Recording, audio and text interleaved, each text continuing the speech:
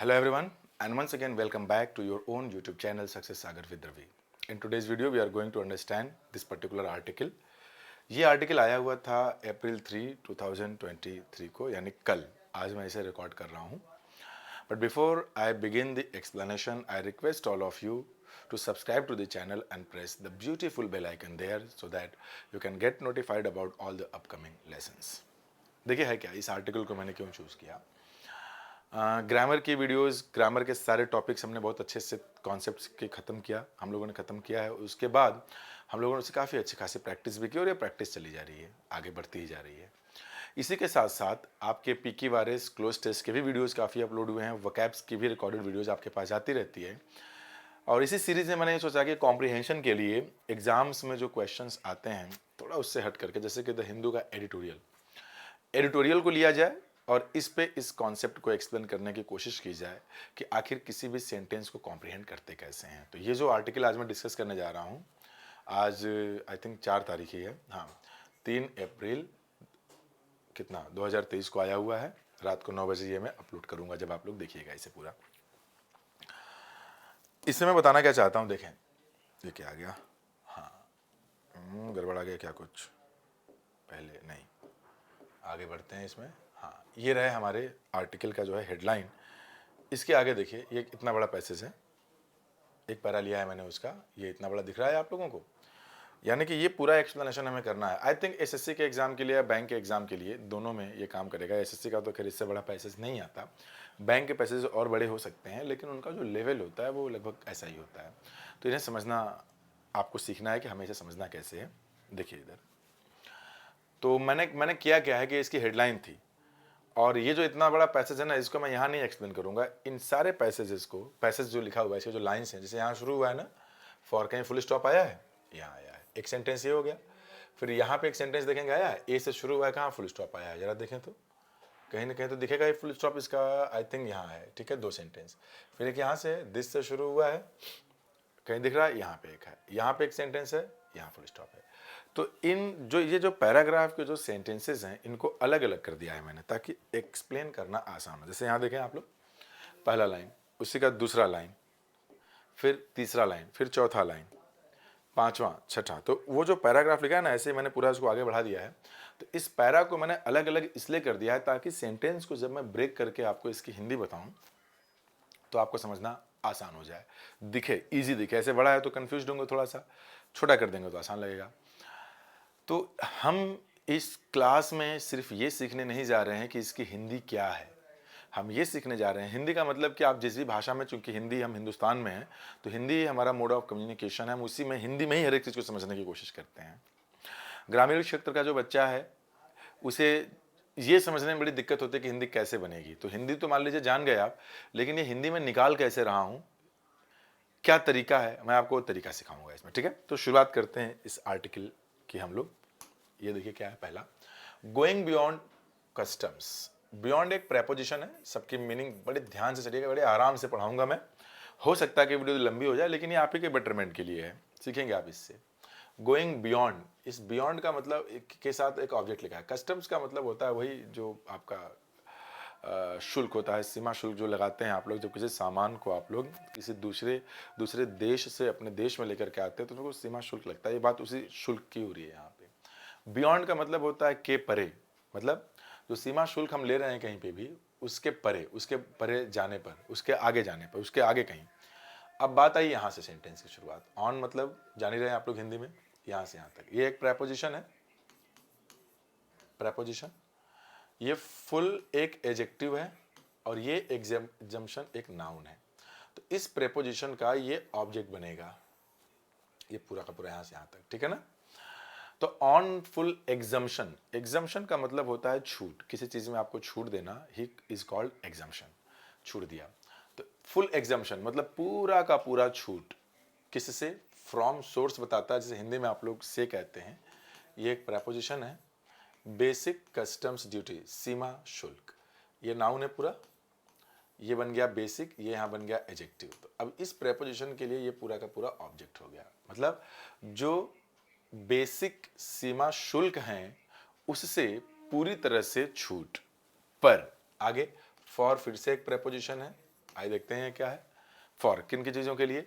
जो ड्रग्स यानी दवाइयाँ और जो खाद्य पदार्थ आते हैं। ये जो इम्पोर्टेड लिखा है ना, इम्पोर्टेड, इसका मतलब होता है कहीं से किसी चीज़ को आयात करना यानी आयातित।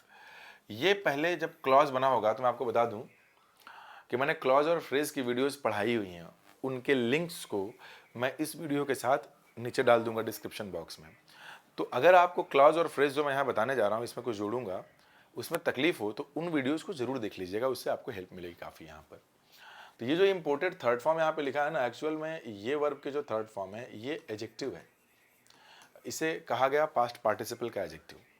तो पास्ट पार्टिसिपल एडजेक्टिव्स जो होते हैं वो जनरली एडजेक्टिव का काम करते हैं, और जिस भी नाउन या प्रोनाउन के लिए पास्ट पार्टिसिपल के एडजेक्टिव को आप यूज करते हैं उस नाउन प्रोनाउन के लिए एडजेक्टिव का काम करता है, और ये क्लॉज रहता है। जैसे कि ये सेंटेंस फूड लिखा है ना, drugs and food that are, ये हिडन था, that are imported for preposition है। इसके बाद ये ऑब्जेक्ट है ट्रीटमेंट मतलब उपचार, ऑफ हो गया प्रेपोजिशन किसके? डिजीजेस, बीमारियों के लिए। कौन सी बीमारियों के लिए? रेयर। रेयर का मतलब क्या हो जाएगा? ये एडजेक्टिव है। रेयर मतलब दुर्लभ हो गया, जो बहुत मतलब हमेशा देखने को ना मिले। तो अगर इस सेंटेंस को पूरा ब्रेक किया जाए तो देखिए पूरा बनेगा कैसे जोड़ करके। जो दुर्लभ बीमारियां हैं, दुर्लभ बीमारियों के उपचार के लिए आयातित, मतलब जो आयात किया हुआ है, दैट आर इंपोर्टेड, इस दैट आर को हटा दिया गया। आयातित, जिन चीजों को आयातित क्या? दवाइयां और खाद्य पदार्थ जो भी हैं उन पे जो बेसिक कस्टम्स ड्यूटी, जो सीमा शुल्क लगता था, उससे पूरा छुटकारा, उससे पूरा छूट मिलने पर, यानी कि जो छूट मिला है तो उस पर क्या बातें हैं उसी के बारे में ये किया गया है, आर्टिकल है। एक्चुअल में है क्या कि जैसे कुछ बीमारियां हमारे देश में या किसी भी देश में ऐसी हैं जो कि बहुत बड़े पॉपुलेशन को नहीं होती हैं, वो कम होती हैं, रेयर हैं, वो दुर्लभ हैं। तो जाहिर सी बात है कि अगर कोई बीमारी ऐसी है जो कि दुर्लभ है, कम हो रहा है, तो कोई भी मैन्युफैक्चरिंग कंपनी उसे क्यों जो है कि प्रोड्यूस करेगा? क्योंकि मैन्युफैक्चरिंग कॉस्ट होता है। जब मैन्युफैक्चरिंग कॉस्ट जब लगेगा उसमें, तो वो क्यों ऐसी चीज़ों को प्रोड्यूस करेगा जिसमें उसका नुकसान हो? तो बाहर से इन दवाइयों को इंपोर्ट किया जाता था, इंपोर्ट होने पर टैक्स लगता है। तो गवर्नमेंट ने क्या सोचा कि भाई ज़्यादातर जो लोग हैं वो तो गरीब ही हैं हमारे देश में, बहुत पैसा तो सबके पास है नहीं। तो जो ये दुर्लभ बीमारियां हैं, दवाइयां बड़ी महंगी हो जाती थी, तो गरीब व्यक्ति जो है देश में वो इसे अफोर्ड नहीं कर पा रहा था। तो गवर्नमेंट ने क्या सोचा कि चलो ठीक है, ये कुछ जो दवाइयां हैं, कुछ एक लिस्ट बनाया होगा उन्होंने कि ये रेयर डिजीजेस के लिए, कुछ रेयर डिजीजेस किया होगा, रखा होगा उनके पैरामीटर के हिसाब से। इसमें जो ये मेडिसिन लगते हैं इनके ट्रीटमेंट के लिए, उनको हम कस्टम्स ड्यूटी जो लगती है वो कम कर देंगे, हटा देंगे पूरा। जब हम उसे हटा देंगे तो होगा क्या कि कस्टम्स ड्यूटी लगने के बाद जो दवाइयों की जो खरीदारी होगी उसमें कुछ तो कमी आएगी। तो इसके लिए जो इंडिविजुअल अगर कोई लेना चाहता है, सुविधा इसमें जो आर्टिकल में लिखा है वही मैं आपकी समरी बता रहा हूँ। इसमें वो करेगा क्या? उसको प्रेस्क्रिप्शन लाना पड़ेगा और उसको जो छूट मिल सकता है तब उसके बाद मिलेगा। तो ये पूरा आर्टिकल इसी पे आधारित है।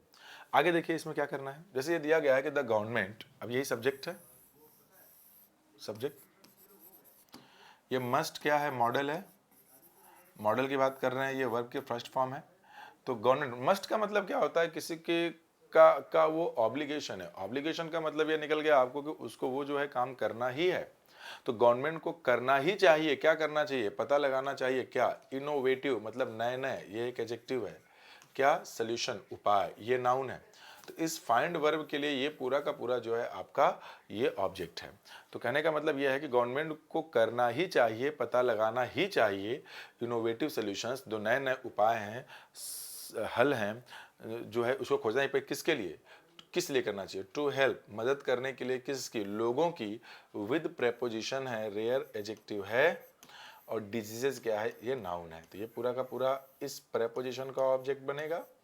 ये हो गया प्रेपोजिशन, यानी कि जो लोग, ऐसे लोग, जो लोग रेयर, जो दुर्लभ बीमारियां हैं उनसे ग्रसित हैं, गवर्नमेंट को उनकी मदद करने के लिए एक इनोवेटिव, मतलब इनोवेटिव उपाय, इनोवेटिव सोल्यूशन ढूंढना ही चाहिए, मतलब करना ही चाहिए, क्योंकि गवर्नमेंट पे ही डिपेंडेंट है देश की जनता। तो ये रहा इतना। अब हम आते हैं आगे। ये बड़ा वाला पैसे से पूरा हमारा, इसे कॉम्प्रीहेंड करना है, कैसे इसकी हिंदी बनानी है, कैसे सीखना है, इसको मैं सिखाता हूँ यहाँ से, ठीक है ना। जैसे कि ये एग्जांपल लिखा गया है यहाँ पर, तो ये फॉर है। तो एक बार आप लोग खुद से जरा देखें तो इसमें क्या करना है, जल्दी से बताएं।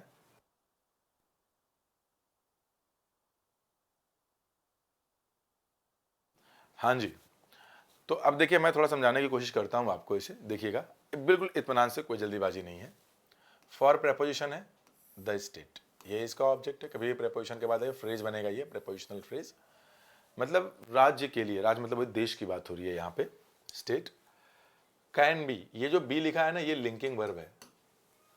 मुझे कैसे पता लिंकिंग वर्ब है? क्योंकि इसके आगे देखिए ये आया हुआ है। कोई वर्ब अगर आता बी, बी के कई फॉर्म्स होते हैं, जैसे is, am, are, be, was, were, been या बीइंग मान लेते हैं। सारे के सारे बी के डिफरेंट फॉर्म्स हैं। इनके बाद से अगर कोई मेन वर्ब आ जाए, मेन वर्ब, तो उस केस में हम लोग इसको बोलेंगे कि हेल्पिंग वर्ब है। अगर इसके बाद कोई नाउन है, इसे पढ़ाया है मैंने, कई बार पढ़ाया है, कोई प्रोनाउन है, कोई एडजेक्टिव आ जाए, तब ये बन जाते हैं लिंकिंग वर्ब। और लिंकिंग वर्ब भी सेंटेंस में मेन वर्ब्स होते हैं, ठीक है।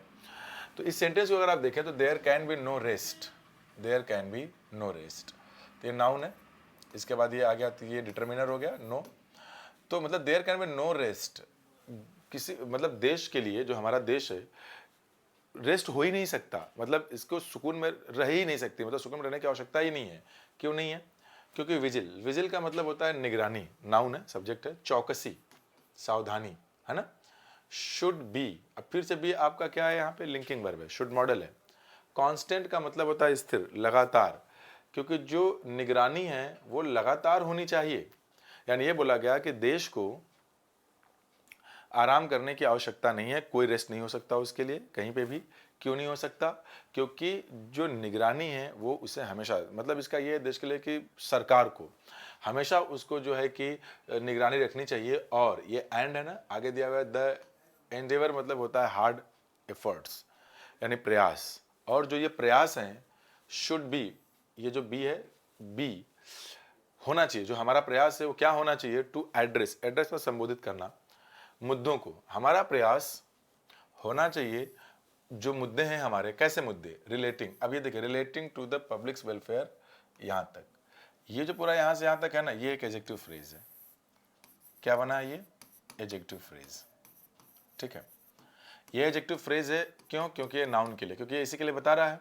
तो ये पहले रहा होगा एडजेक्टिव क्लॉज, यानी सेंटेंस ऐसा रहा होगा, दैट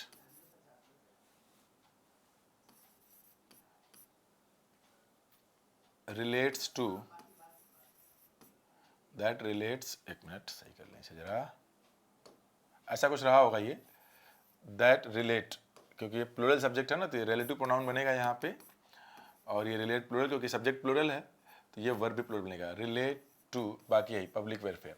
तो दैट हटा दिया गया। तो जब कभी भी किसी क्लॉज को अगर उसे सब्जेक्ट को हटाते हैं, और अगर हेल्पिंग वर्ब आया है, इसमें तो नहीं आया है, तो हेल्पिंग वर्ब को हटाते हैं, तो जो ये वर्ब होती है, इस वर्ब को पार्टिसिपियल एडजेक्टिव बनाने के लिए या तो थर्ड फॉर्म में लिखते हैं या तो आईएनजी फॉर्म में लिखते हैं। तो जब आईएनजी फॉर्म में लिखा रहेगा तो इसका मतलब हो जाएगा कि पैसिव नहीं है, ये एक्टिव है।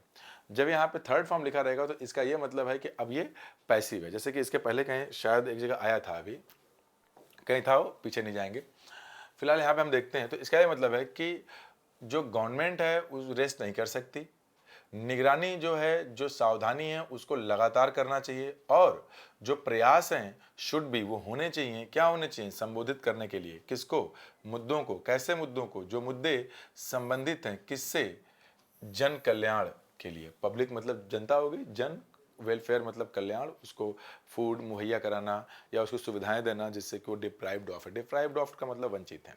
तो जो गवर्नमेंट है उनको जो है रिलेटिंग टू पब्लिक वेलफेयर। अच्छा, कॉन्टिन्यूअसली का मतलब होता है कॉन्टिन्यूअसली, लगातार, यानी कि हमेशा प्रयास हमेशा करते रहना चाहिए। जो लोगों के मुद्दे हैं किससे रिलेटेड, जो जन कल्याण से रिलेटेड मुद्दे हैं। तो मुझे लगता है कि आप समझ गए होंगे पूरा, वहां से यहां तक का अगर इन शॉर्ट कहना हो तो इसका मतलब ये है कि देश को आराम करने की नहीं कर सकती है। क्यों नहीं आराम कर सकती है देश, मतलब गवर्नमेंट? इसलिए नहीं कर सकती है क्योंकि उसको जो निगरानी है वो लगातार होना चाहिए, और जो सावधानी है, जो प्रयास है, वो प्रयास किससे रिलेटेड, जन कल्याण से रिलेटेड जो भी मुद्दे हैं उन मुद्दों को संबोधित करने का प्रयास लगातार चलते रहना चाहिए। ये रहा इसकी हिंदी। अब थोड़ा सा हम आगे बढ़ते हैं, आगे वाले लाइन में। धीरे धीरे जब आप ऐसे पढ़ते रहेंगे ना तो फिर चीज़ें आपके लिए आसान हो जाएंगी, ठीक है। और नीचे कमेंट करके बताइएगा जरूर कि वीडियो लगी कैसी है आपको। इसकी देखें अ क्लासिक एक्सपोजिशन, देखिए ये ऑफ क्या है, एक प्रेपोजिशन। प्रेपोजिशन के पहले जो आता है वही सब्जेक्ट बनता है। इस सब्जेक्ट के लिए ये आया है डिटर्मिनर, एक ही है, सिंगुलर है तो डिटर्मिनर हो गया, बीच में आ गया एडजेक्टिव, ये पूरा का पूरा बनेगा नाउन फ्रेज, और यही क्या बन जाएगा इस सेंटेंस में, सब्जेक्ट। ये ऑफ प्रेपोजिशन है, तो ऑफ प्रेपोजिशन के लिए ये बन जाएगा ऑब्जेक्ट, और ये बन गया वर्ब। तो वर्ब जो है ऑब्जेक्ट के हिसाब से नहीं लगता, वर्ब लगता है सब्जेक्ट के हिसाब से, तो इज। एक्सपोजिशन का मतलब होता है एक्सप्लेनेशन। एक्सप्लेनेशन मतलब किसी चीज की व्याख्या आप एक्सप्लेन कर रहे हैं। क्लासिक मतलब उत्कृष्ट। उत्कृष्ट का मतलब कि हर एक पॉइंट को, एक बहुत बोलते हैं यार क्या क्लासिक आदमी था, जबरदस्त आदमी, इंपॉर्टेंट आदमी, हर एक चीजें उसकी अच्छी थी। तो एक बहुत ही अच्छी तरीके का एक्सप्लेनेशन ऑफ दिस प्रिंसिपल, मतलब जो सिद्धांत की बात हो रही है यहाँ पे, वो ड्रग्स को करने के लिए, लोगों के हेल्थ के लिए, उसी की बात हो रही है। ये एक क्लासिक एक्सपोजिशन, एक बहुत ही अच्छा व्याख्या है। इज क्या है वो, is the centres announcement. Centres announcement का मतलब क्या है कि जो केंद्र सरकार है उसने जो घोषणा की है वो सबसे बढ़िया एक व्याख्या है किस चीज का, प्रोवाइडिंग, जो कि दैट प्रोवाइड्स, ये अनाउंसमेंट देखिए आईएनजी फॉर्म आया है तभी एडजेक्टिव है, that provides full exemption from basic customs duty for all drug and food. फिर देखिए यहाँ पे ये एडजेक्टिव आया है थर्ड फॉर्म, यही आया था पहले भी, adjective imported for treatment of rare diseases listed. फिर से देखिए यहाँ पे ये आया है एडजेक्टिव है पूरा यहाँ से यहाँ तक, adjective listed under the national policy for rare diseases. यानी कि ये जो लिखा गया है ना लिस्टेड, थर्ड फॉर्म आया है, ये ऐसे आ जाते हैं पूरा यहाँ से यहाँ तक हम लोग, ये पूरा का पूरा एडजेक्टिव फ्रेज है किसके लिए, डिजीज के लिए। मतलब कौन सी बीमारियां जो सूचीबद्ध की गई हैं किसके अंदर, national policy for rare diseases, मतलब जो रेयर डिजीजेज हैं उसके रिलेटेड नेशनल कुछ राष्ट्र की पॉलिसीज हैं, तो उसके अंदर जो है कुछ बीमारियों को लिस्ट किया गया है। और क्या लिखा गया, एंटी कैंसर ड्रग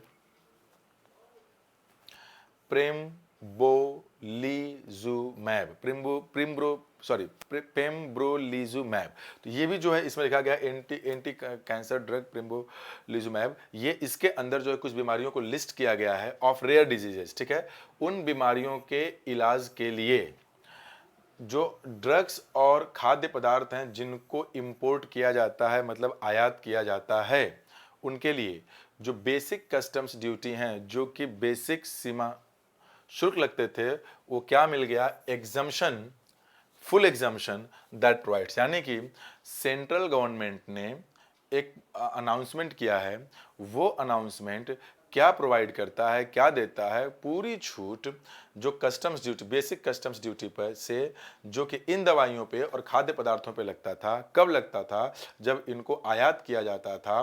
क्यों आयात किया जाता था, ताकि उपचार किया जा सके। किसका उपचार किया जा सके, दुर्लभ बीमारियों का उपचार किया जा सके। कौन सी दुर्लभ बीमारियां, वो बीमारियां जो लिस्टेड, जो सूचीबद्ध की गई हैं किसके अंदर, national policy for rare diseases and anti cancer drug pembrolizumab, इसके अंदर जो चीजें लिस्ट की गई थी उसके लिए तो समझ में आ गया। अच्छा, ये जो अनाउंसमेंट थी सेंटर का अनाउंसमेंट, इस प्रिंसिपल की एक बहुत ही अच्छा उदाहरण, बहुत ही अच्छा एक्सप्लेनेशन देती है, क्लासिक एक्सप्लेनेशन देती है। ठीक है, आगे बढ़ते हैं। अगला देखिए वही पैसेज के लाइन है ये, दिस एड्स बेनिफिट। दिस मतलब ये जो काम किया गया है उस काम के बारे में बात हुई थी, सब्जेक्ट हो गया एड, तो पूरा का पूरा सेंटेंस सब्जेक्ट हो गया, ये वर्ब है, ये बन गया बेनिफिट्स, ये इसका ऑब्जेक्ट। देखिए होता क्या है, ऐड करना मतलब जोड़ देना, यानी कि वो जो हमने काम किया वहां पे जो सेंटर ने, उसने बढ़ा दिया है, क्या बना दिया है, बेनिफिट, फायदे को बढ़ा दिया है। ठीक है, कैसे बढ़ा दिया, बियॉन्ड दोज, बियॉन्ड मतलब के परे, दोज जो सारी चीजें पहले से ही इनकॉर्पोरेटेड मतलब इंक्लूडेड, इंक्लूडेड जो पहले से ही इंक्लूडेड है। ठीक है ना। अच्छा देखिए ये जो दिया गया है ना दोज, ये बन गया इसका ऑब्जेक्ट। अब इसके बाद ये एडजेक्टिव है, already incorporated in the policy originally formulated in 2070 finalised in the policy finalised. ठीक है, यहाँ पे फिर ये एडजेक्टिव है, यहाँ से यहाँ तक पूरा का पूरा। आई समझाता हूँ मैं, finalise just under a year ago, मैं समझाता हूँ इसे क्या है। मतलब कि ये जो काम किया है गवर्नमेंट ने, कि जो मुक्त कर दिया है customs duty, basic customs duty जो लगती है जो हटा दिया है बेसिक वाला, वो बेनिफिट को जो है बढ़ा देता है। बियॉन्ड, किसके बियॉन्ड, जैसे कि दोज जो, अब इसका क्या मतलब है, दोज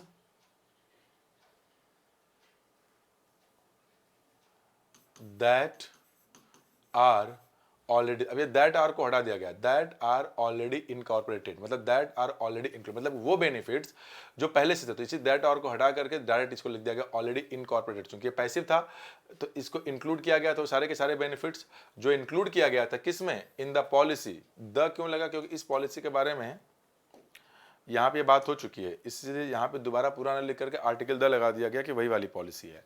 उस पॉलिसी के बारे में जो कि पहले से इंक्लूड किया गया था, अब इस पॉलिसी के बारे में बताया गया था कि ये जो पॉलिसी है ये कब फाइनलाइज हुई थी, finalise under a year ago, जो कि 1 साल पहले अभी जो है कि फाइनलाइज किया गया है ना, दैट इज। तो यहाँ पे क्या हो जाएगा, दैट वाज फाइनलाइज्ड, ये जो बना है दैट वाज फाइनलाइज्ड, यानी बात अगर आज की है 3 तारीख के 4-5 दिन पहले इसकी बात हुई थी, तो 1 साल पहले किया गया, 1 साल पहले। और जिस पॉलिसी को क्या लिखा गया, इस पॉलिसी के बारे में बताया गया ओरिजिनली फॉर्मुलेटेड इन 2017, यानी इस पॉलिसी का जो फॉर्मूला आया था, जिसको बनाया गया था, ये बनाया गया 2017 में कि ऐसा होना चाहिए, लेकिन उसको फाइनलाइज किया गया कब, 2000 मतलब 1 साल पहले, जब भी आर्टिकल आया उसके 1 साल पहले। आगे आइए, in order to, in order to एक फ्रेज है, फ्रेज, इसका मतलब होता है के उद्देश्य से, मतलब पर्पस शो करता है। अवेल एक वर्ब है, अवेल का मतलब होता है फायदा लेना। इन ऑर्डर टू के उद्देश्य से, लेने के लिए, क्या फायदा, किसका, इस एग्जम्पशन का, यानी ये जो छूट मिली है, इस छूट का फायदा लेने के लिए द इंडिविजुअल, जो भी है इंपोर्टर, द इंपोर्टर मतलब क्या, जो आयात करने वाला व्यक्ति है, इंडिविजुअल जो कोई भी बंदा है, मस्ट प्रोड्यूस, उसको प्रस्तुत करना पड़ेगा क्या, एक सर्टिफिकेट, किससे, फ्रॉम स्पेसिफाइड अथॉरिटीज, मतलब कि वास्तव में उसको उस चीज की रिक्वायरमेंट है, स्पेसिफाइड अथॉरिटीज ही बताएंगे इस बात को। जब वो लिख देंगे कि हाँ ठीक है बन गया, तो उसको सर्टिफिकेट। अब आप ये सोच रहे होंगे कि भाई जो भी स्पेसिफाइड अथॉरिटीज है, इतना लिखने के लिए पैसा ना मांग ले, कहीं घूस ना मांग ले, अब जो भी हो वो तो बात की बात है। तो ये बन गया आपका कि इस एग्जम्पशन, इस छूट का फायदा उठाने के लिए जो भी इंपोर्टर है, जो उसे आयात करना चाहता है, उसको प्रोड्यूस करना पड़ेगा, प्रस्तुत करना पड़ेगा एक सर्टिफिकेट, किसके द्वारा दिया हुआ, स्पेसिफाइड अथॉरिटीज से, जहां पर कि फ्रॉम प्रेपोजिशन है। और ये जो स्पेसिफिक अथॉरिटीज जो है ना, ये आपका नाउन है और ये इसका एडजेक्टिव है। याद रखिएगा नाउन है, जब 2 या 2 ज़्यादा वर्ड होते हैं वो फ्रेज होते हैं, तो ये बनेगा नाउन फ्रेज, क्योंकि यहाँ पर ये नाउन का काम कर रहा है, तो नाउन फ्रेज हो गया। ठीक है, मुझे लगता है कि आपको ये भी समझ में आया होगा। थोड़ा और आगे बढ़ते हैं इसमें। देखें, medicine generally attract basic customs duty of 10%। ध्यान दीजिएगा, ये जनरली एक एडवर्ब है, इसका मतलब है सामान्य रूप से। ये सब्जेक्ट है, चूंकि ये प्लूरल है तो वर्ब भी प्लूरल फॉर्म में लिखा गया है। मेडिसिन जनरली मतलब सामान्य रूप से आकर्षित करती हैं, खींचती हैं, क्या खींचती हैं, बेसिक कस्टम्स ड्यूटी ऑफ 10%, यानी कि जो उन पे है सामान्य रूप से, जो है जो टैक्स लगता है वो लगता है 10%। आगे देखिए, व्हाइल, यद्यपि, कंजंक्शन यहाँ पे, ये कंजंक्शन है यद्यपि, some categories of life saving drugs और वैक्सीन। अब ये सब्जेक्ट होगा पूरा, जहां से बनाया मैंने, ये बनेगा वर्ब। ठीक है, अब इसका सब्जेक्ट का मेन वर्ब क्या है, some categories of life saving. Life saving का मतलब हो गया जीवन रक्षक, ड्रग्स और वैक्सीन, मतलब वो जीवन रक्षक जो वैक्सीन और जो ड्रग्स हैं उनकी कुछ श्रृंखला, कैटेगरीज, यानी सब्जेक्ट ये बन गया आपका, किसके कैटेगरीज, इसके ड्रग्स एंड वैक्सीन की। ठीक है, गेट, चूंकि ये प्लूरल है यहाँ पे, कैटेगरीज लिखा हुआ है, लीवर भी प्लूरल है यहाँ पे, गेट पाते हैं क्या, कंसेशंस और एग्जम्पशंस। जबकि है क्या कि कुछ कैटेगरीज जो लाइफ सेविंग मेडिसिन की होती हैं उनको कुछ कंसेशंस मिल जाता है। आगे एग्जम्पशंस की अगर हम बात करें, छूट की, तो this is called the subject, this is called the subject. अब अगर ये सब्जेक्ट है तो इसको आगे हमें सीखना है। हैव ऑलरेडी, ये हेल्पिंग वर्ब है, ये भी आपका हेल्पिंग वर्ब है, ये एडवर्ब है ऑलरेडी पहले से, मतलब कुछ जो एग्जम्पशंस हैं, have already been provided, passive है। कैसे पता, क्योंकि बी के साथ थर्ड फॉर्म है, यानी कि एग्जम्पशंस दिया गया है। एग्जम्पशन ने किसी को नहीं दिया है, लोगों को एग्जम्पशन दिया गया है, दिया जा चुका है। किसको किसको, टू, प्रेपोजिशन है स्पेसिफाइड ड्रग्स, कुछ स्पेसिफिक टाइप के ड्रग्स हैं उनको एग्जम्पशंस पहले से मिल चुका है। किसके लिए, फॉर प्रेपोजिशन, उपचार के लिए। किसके उपचार के लिए, देखिए यहाँ पे दिया हुआ है, ऑफ स्पाइनल मस्कुलर ऑट्रफी और डुशेन मस्कुलर डिस्ट्रफी, मतलब इन बीमारियों के उपचार के लिए जो स्पेसिफाइड ड्रग्स हैं उन पे एग्जम्पशंस पहले से ही दिया जा चुका है। मतलब इसके लिए अब और भी कुछ रेयर डिजीजेज में और डाल दिया गया है, उन पे भी आपको मिलेगा। आगे आइए, इसको देखते हैं। Rare diseases are a group of diseases, ठीक है। ये ऑफ एक प्रेपोजिशन है, ये ऑब्जेक्ट है, आर एक वर्ब है, ये सब्जेक्ट है। डिजीजेज तो कैसी डिजीजेज, ये रेयर एक एडजेक्टिव है। दुर्लभ बीमारियां जो होती हैं वो क्या होती हैं, एक ग्रुप होती हैं। किसकी ग्रुप होती हैं, बीमारियों की। अब जो ये दैट लगा है ये एक रिलेटिव प्रोनाउन है जो कि ये एंटीसीडेंट के लिए आया हुआ है, एंटीसीडेंट, ठीक है, एंटीसीडेंट। ये प्लूरल है इसलिए वर्ब भी। तो जो ये दुर्लभ बीमारियां हैं ये ग्रुप ऑफ डिजीजेज हैं। ग्रुप ऑफ डिजीज का मतलब क्या, बीमारियों का एक समूह होंगी जिनमें कुछ बीमारियों का नाम लिखा गया होगा, जो होती हैं, घटित होती हैं इनफ्रिक्वेंटली। देखिए फ्रिक्वेंटली का मतलब होता है बार बार, इनफ्रिक्वेंटली का मतलब कभी कभार, जो हमेशा नहीं होते हैं, जो बहुत कम होते हैं। तो जो दुर्लभ बीमारियां हैं, जो रेयर डिजीजेज हैं, वो बीमारियों का एक ग्रुप है। कैसी बीमारियों का, जो इनफ्रिक्वेंटली होते हैं किसमें, किसी पर्टिकुलर कम्युनिटी में, जिसमें कि इन प्रेपोजिशन है, ये उसका ऑब्जेक्ट है। एंड सच एज, और इस प्रकार के जो सच एज पेशेंट्स, और इस प्रकार के जो पेशेंट्स हैं हमारे, आर डिसएडवांटेज्ड, उनको बहुत नुकसान झेलना पड़ता है। क्यों झेलना पड़ता है, by the lack of volumes, क्योंकि उनकी संख्या बड़ी कम होती है। उनकी संख्या बड़ी कम होती है तो क्यों झेलना पड़ता है, क्योंकि जो वॉल्यूम है, अब इसके लिए रिलेटिव प्रोनाउन आ गया। ये वॉल्यूम यूजुअली स्पर मतलब एनकरेज, जो संख्या अगर ज्यादा होगी, स्पर जो वॉल्यूम मतलब मात्रा, स्पर जो सामान्य रूप से एनकरेज करती है किसको, फार्माकोलॉजिकल कंपनीज को। जो ये फार्माकोलॉजिकल मतलब दवाइयां जो बनाती हैं, जो अध्ययन करती हैं, उन कंपनीज को एनकरेज करती हैं, इस पर मतलब एनकरेज करना, बढ़ावा देती हैं, into producing life saving medicine. तो ये जो वॉल्यूम है ये एनकरेज करती है। जाहिर सी बात है कि अगर कम वॉल्यूम रहेगा तो एनकरेज भी नहीं होंगे। ज़्यादा वॉल्यूम, भाई आपको मेडिसिन बनानी है, वर्कर्स लगाने हैं, टाइम लगेगा, तो कम में क्यों लगाएंगे उतना समय, कम टाइम में 8 घंटे तो काम करना है, 24 घंटे तो कंपनी अगर चल रही तो चली रही है काम, पैसा तो दे ही रहे हैं आप। तो जब मेडिसिन से कम होती हैं तो इससे दिक्कत ये होता है कि अब पेशेंट्स को जल्दी मिलता नहीं, अब मिलता है तो बड़ा महंगा मिलता है, क्योंकि लागत उसमें ज़्यादा आई रहती है। तो प्रॉफिट लेगा कोई इन्वेस्टर तब तो काम करेगा आगे।